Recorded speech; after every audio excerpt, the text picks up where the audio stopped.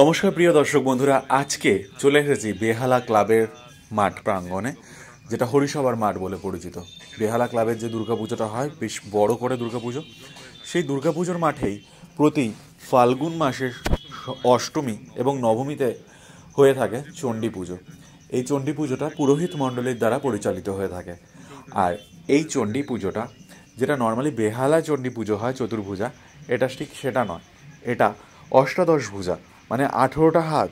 মানে মহিষ মর্দনের আগে মায়ের যে রূপটা, মধ্যম চরিত্র চণ্ডীতে যে রূপ আমরা পাই, সেই রূপের পুজো হয়ে থাকে।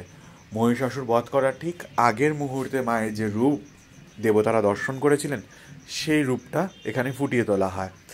মায়ের মুখমণ্ডলটা, যেটা শ্বেত বর্ণ, এবং হাতগুলো দেখতেই পাচ্ছ সেগুলো নীল রঙের। মানে বলা হয় যে তার মুখমণ্ডল তৈরি হয়েছিল শিবের তেজে, এবং বাহু সকল তৈরি হয়েছিল বিষ্ণুর তেজে, পদযুগল তৈরি হয়েছিল ব্রহ্মার তেজে, তাই জন্য পাগুলো লাল হয়। অপূর্ব সুন্দর মাতৃ প্রতিমা, প্রতি বছর দেখতে আসতে ইচ্ছে করবে একবার দেখলে পরে। এখানে বড় করে চণ্ডী যজ্ঞ হয়, মানে সপ্তশতী যজ্ঞ হয় দুদিন ধরে।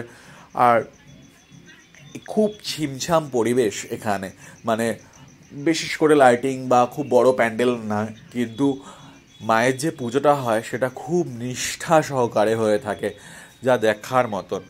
যদি সময় সুযোগ হয়ে থাকে কোনো বছর, তাহলে অবশ্যই বেহালা ক্লাবের মাঠে এসে এই মায়েরকে একবার দর্শন করে যাবে। দুদিনই থাকে ঠাকুর, দশমীতে বিসর্জন হয়ে যায়। তা আজকে এই পর্যন্ত ভিডিওটা তোমাদের কীরকম লাগছে জানিও, আর আমিও রাখছি। টাটা।